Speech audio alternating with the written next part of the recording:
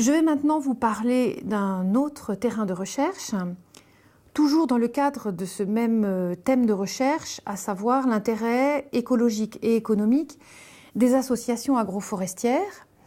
Cette fois-ci, le terrain se situe à Sumatra Ouest, dans la région appelée Minangkabau, qui est le nom du groupe social habitant cette région.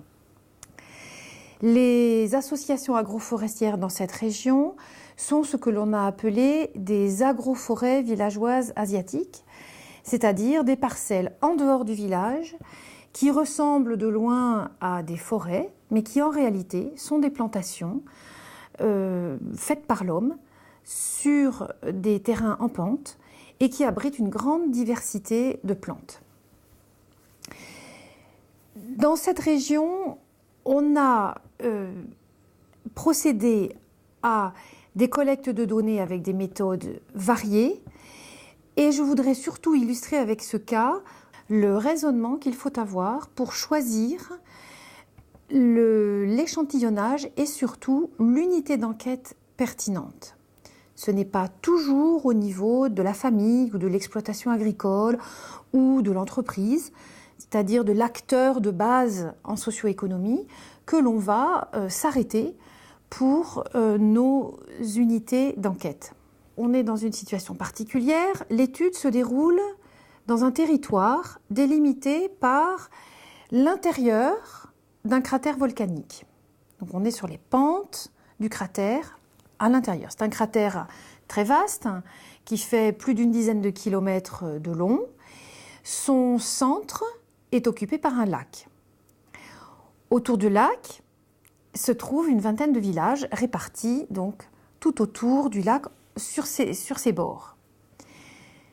Les berges du lac sont relativement plates et aménagées en rizières irriguées. Elles forment donc une couronne autour du lac.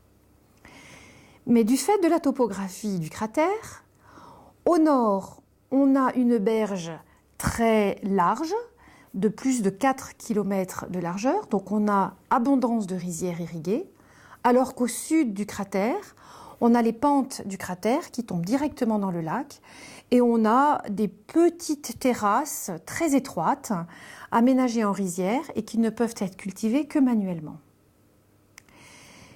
Au-dessus donc des rizières, le long des pentes, on a les agroforêts plantées et cultivées jusqu'à 800 mètres d'altitude.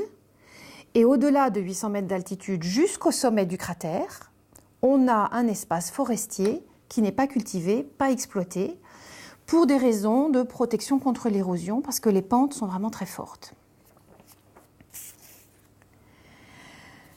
Dans cette étude pluridisciplinaire, on a utilisé conjointement plusieurs méthodes.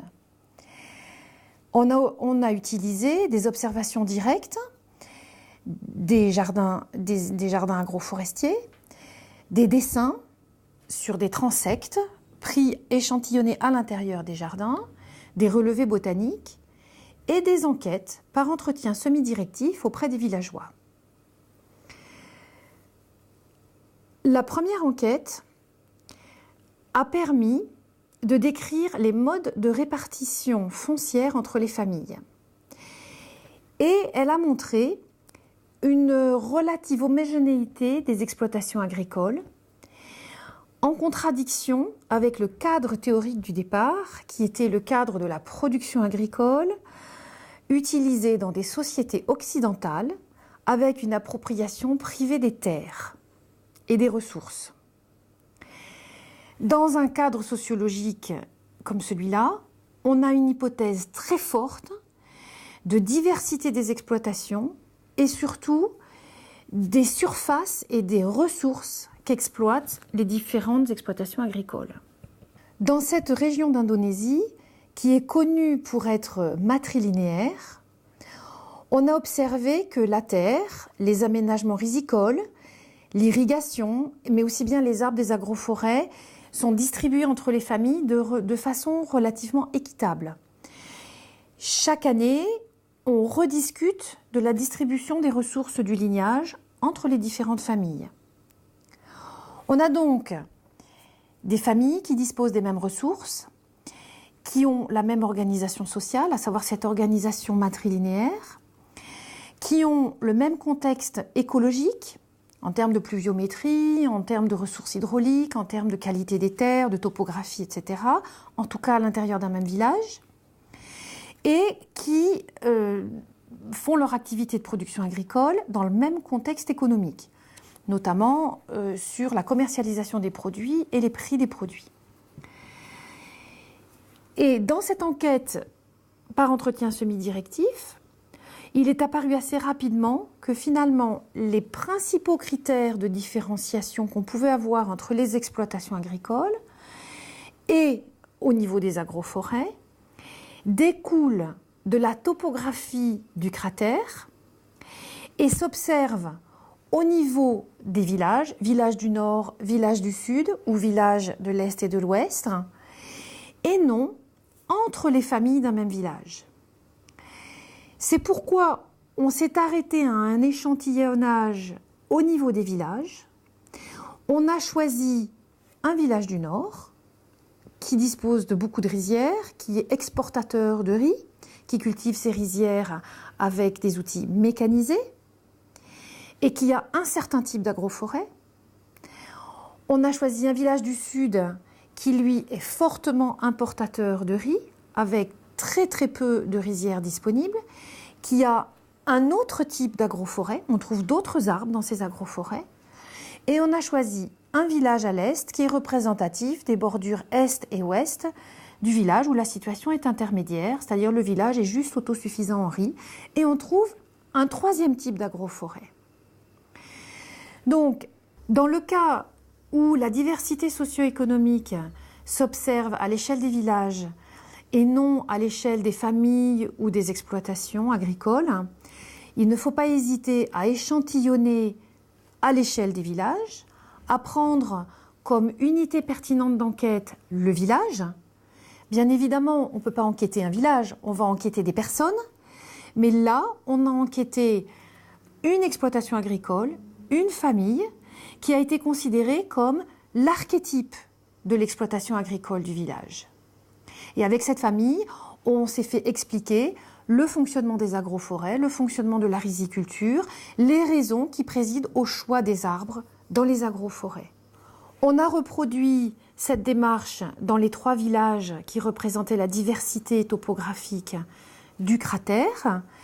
Donc on a pensé qu'avec cela, on couvrait la diversité des situations. Et pour chaque village, on a choisi de garder l'entretien semi-directif pour approfondir la description qualitative des fonctions socio-économiques des agroforêts, tout simplement en faisant ressortir les différences entre les 3 villages.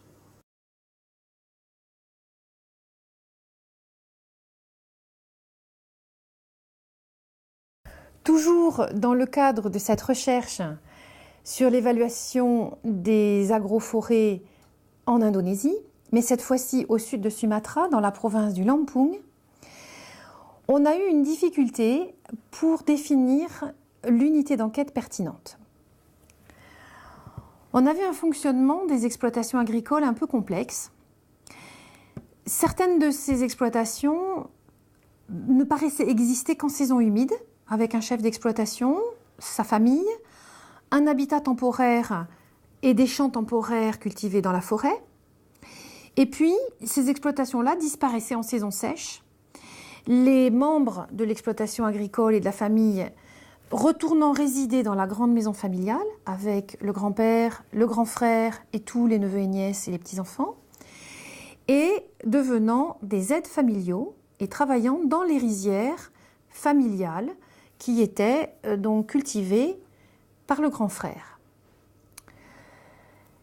On a également observé qu'on avait une dynamique de défriche et de plantation en forêt qui était effectuée au niveau des familles nucléaires, c'est-à-dire c'est un couple avec ses enfants qui décide où il va ouvrir en forêt, qui décide combien de temps il va cultiver ses parcelles dans la forêt, ce qu'il va mettre dedans, essentiellement donc en saison humide. Donc on s'est interrogé, est-ce que l'unité d'enquête pertinente était la grande famille élargie, comprenant la génération des grands-parents, le grand frère, les frères cadets, mariés ou non, avec leurs enfants, et puis les autres frères et sœurs plus jeunes, ou bien est-ce qu'il fallait prendre la famille nucléaire, avec des familles nucléaires de type cadet, c'est-à-dire les frères cadets dans une fratrie, qui sont donc tantôt cultivateurs en forêt, tantôt aides familiaux dans les rizières du grand frère, et puis des familles nucléaires de type frère aîné, qui résident toute l'année avec les grands-parents, et puis en saison sèche avec leurs frères cadets, et qui s'occupent de la rizière irriguée et de certaines agroforêts proches du village. Bien évidemment, la réponse à cette question, elle dépend de la question étudiée, c'est-à-dire du thème de recherche. Si on veut analyser la conduite de la riziculture et les agroforêts anciennes proches du village, rizières comme agroforêts anciennes héritées par les frères aînés, il est plus indiqué de prendre la famille élargie comme unité pertinente d'enquête. Les rizières et les agroforêts anciennes étant gérées à l'échelle de la famille élargie et l'innovation technique étant assez limitée par des règles et des obligations sociales que l'on peut comprendre au niveau du lignage. Donc il faut rester à ce niveau assez général en termes d'unité d'enquête pertinente. Par contre, s'il s'agit d'étudier la dynamique de défriche, de culture et de plantation en forêt, il est plus adapté de choisir la famille nucléaire comme unité d'enquête. Et c'est ce qui a été fait pour une enquête ultérieure avec questionnaire fermé sur un échantillon représentatif des familles nucléaires du village pour mesurer la vitesse du front pionnier, la vitesse de disparition de la forêt et la vitesse de plantation des nouvelles agroforêts. Ce cas illustre donc aussi la complémentarité des méthodes d'enquête, puisque c'est l'enquête exploratoire par entretien semi-directif qui nous a permis de comprendre l'existence de ces deux types d'exploitation agricole, le type cadet, le type aîné, et c'est l'enquête par questionnaire fermé sur échantillon représentatif statistiquement de la population qui nous a permis de mesurer la vitesse de déplacement du front pionnier en forêt.